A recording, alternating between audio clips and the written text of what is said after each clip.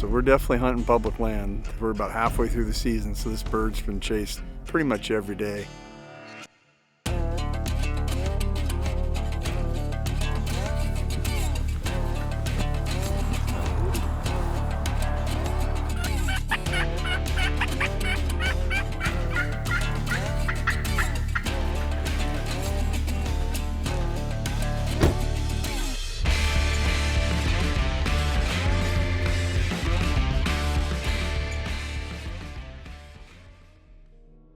So Idaho got turkeys. We started planting them about the time I was entering college. And sometime when I was in college, I'd been, learning how to call elk. I was really kind of getting into that. And turkey hunting was a springtime thing where I could call. And so it was a sport I really wanted to get involved in. Unfortunately, a lot of my education was guys like Dick Kirby, who's a legend in the turkey hunting woods.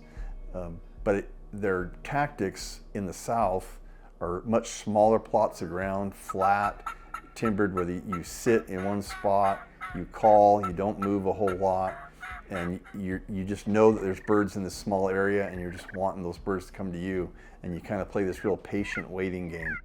And so I'm like, okay, that's what we're gonna do. And I go out and I try this, and birds are walking off, or they're not coming in, and it's just my season. I got a lot of birds to gobble, but really was pretty unsuccessful. He's pretty close. He's just right where the A-road turns down. Yeah. Just walk from here. When I've had the opportunity to hunt flat farm ground areas, it's a turkey gobbles, and you can pretty much get a direction of where he's at. What happens when they get in the mountains is they can get so far above you in elevation that when they call, the sound actually you don't hear the sound from them, you hear the sound bouncing off the mountain behind you. This guy's firing off pretty good now.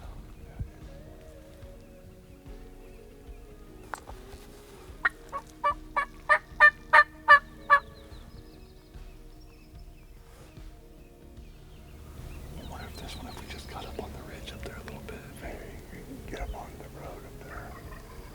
This one's getting close. Yeah. This one might be the dumb one that comes from a mile away.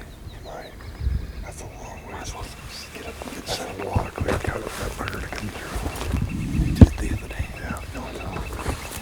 No. The West is big, and birds, especially this year where the snow line's backed up, birds are spread out. And when I call from a location, you might hear that bird a half mile away, a mile away. And so being able to move to that spot, using topography. So I'm using a ridge, I'm using a corner in a road to get up closer. Yeah. You guys just, can you hide right here? Man, that's totally right. Yeah. Let's keep high ground. Okay. You just set in here somewhere. Okay.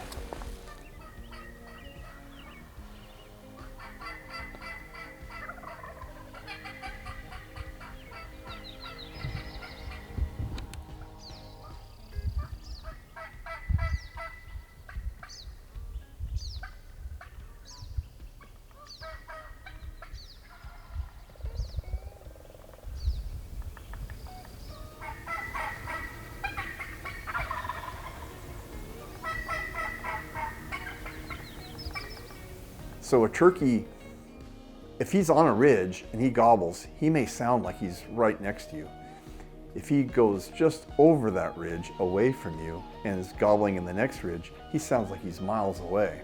And so sometimes you think, oh, he's going away, and I go moving in super close, and I find out, no, he just was gobbling just off the edge of the hill, and it made it sound like he was.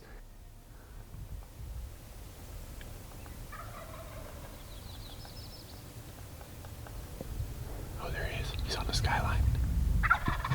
Yeah, I see him.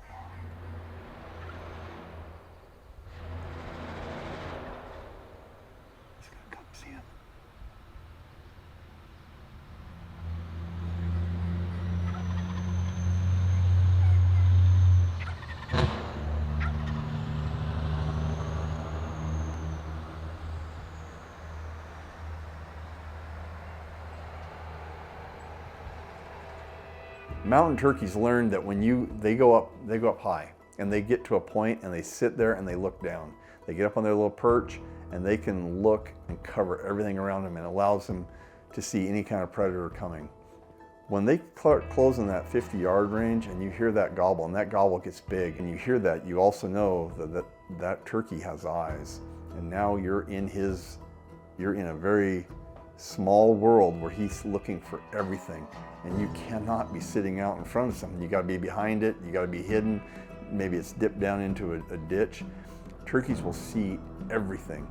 So the adrenaline, when I hear turkeys up close, I start getting a lot of things going through my head when I hear that turkey in close that I don't necessarily do with an elk. An elk, I can actually kind of take a couple deep breaths and wait for him to come in. Turkeys, I'm second guessing all the way up until I pull the trigger.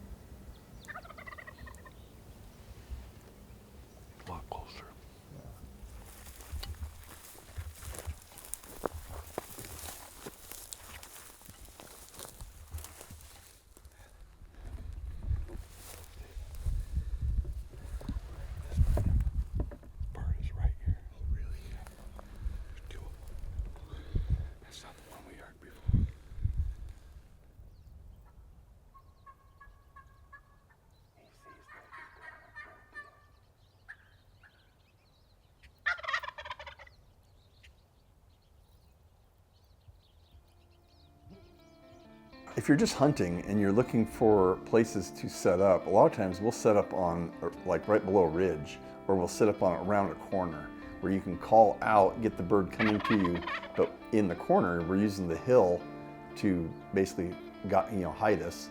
And the bird is, as long as we can't see it, it can't see us, and so we win. It comes around the corner, it's now at 10 yards and we shoot it.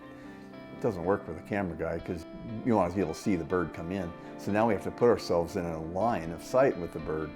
We get up there and there's a little patch of trees. Well, that trees are great.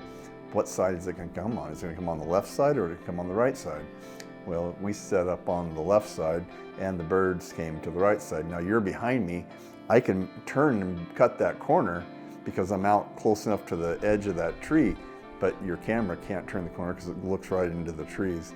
And so we end up letting those birds go. Adding a camera guy definitely increases the level of difficulty.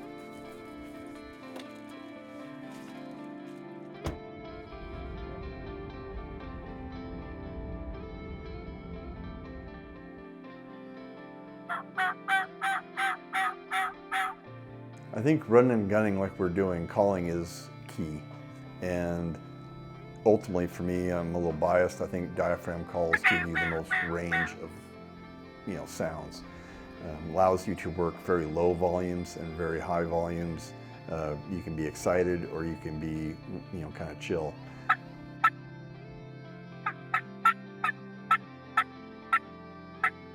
We also use a slate, which just gives us another set of sound to try to mix things and sound like multiple birds. But being able to call is really key to what we do.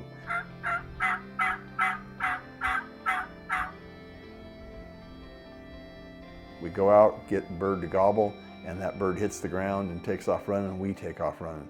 And so now we're not chasing them so much, but we are moving. We're sitting, and it's a lot like elk. That turkey went from point A over to point B, we moved to point B, and we start playing this jockey and chess game back and forth from calling to, do I need to move closer? Do I need to just hang up and wait? But this was just like we did elk hunting. And I'm like, I've done this. I know what I'm doing here. And so we've just adopted those same kind of tactics that we had with our elk hunting to turkey hunting. Yeah, he's up on that ridge line right up there. Not very far. He just worked his way right up. No, yeah, he's right there. He's just not gobbling enough to. It's so hard to try to get some action. What? much I action. know. A little less talk, a lot more action. Yeah.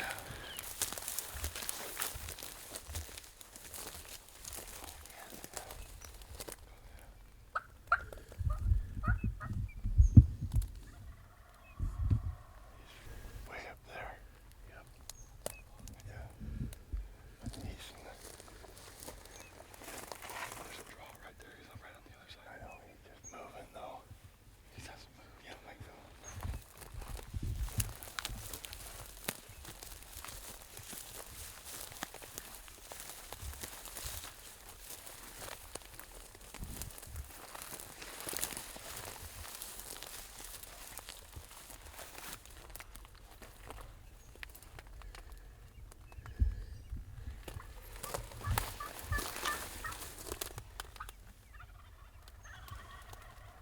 There's two there.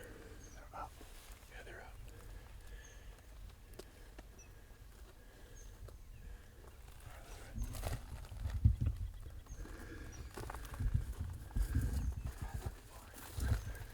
There's like right on that bridge out there, like 150 yards.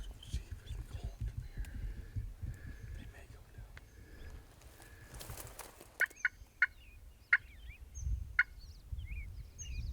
Calling downhill stuff.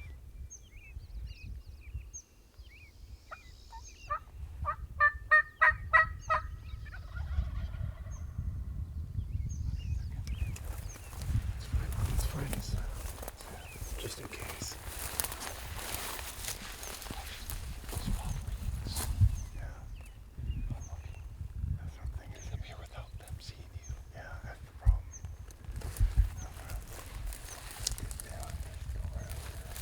When we're out in some of that country, getting some of that reprod where you can move a little bit. You don't really know which way the birds are coming because they're a long ways out. There's multiple angles. You don't want to set a decoy up right away because you don't know which way they're going to come. Having two people call is great. I'm calling out in front. My sound is closer to where they're at, so we're steering them my way. If I continue to call when he's 30, 50 yards away, they're gonna hang up and look for where that bird's at, just like an elk does. If I'm calling and that elk can look and see that there's no elk where that sound's coming from, then he's gonna figure out something's wrong. Turkeys are the same thing. So I shut up, then my brother's behind me, he's calling 50 yards down there, the birds can't see that. I've got them funneled, now they walk past me to go to him. 100 yards with a hen walking right towards us, coming down the hill.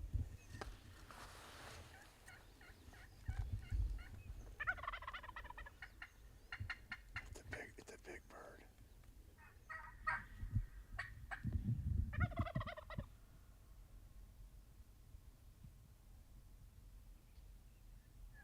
It's a tom. Yeah, it's coming.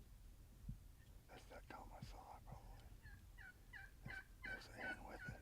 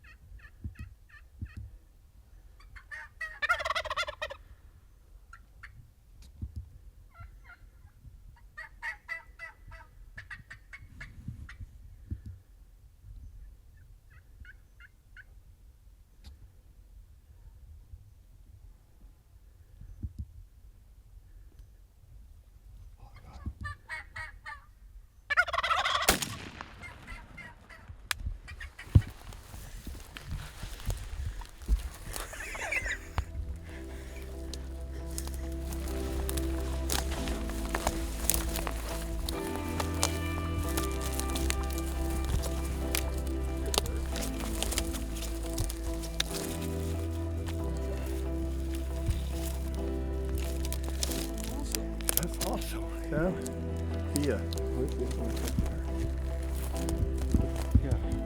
Yeah, he was in strut. That's so cool. Yep. That's weird.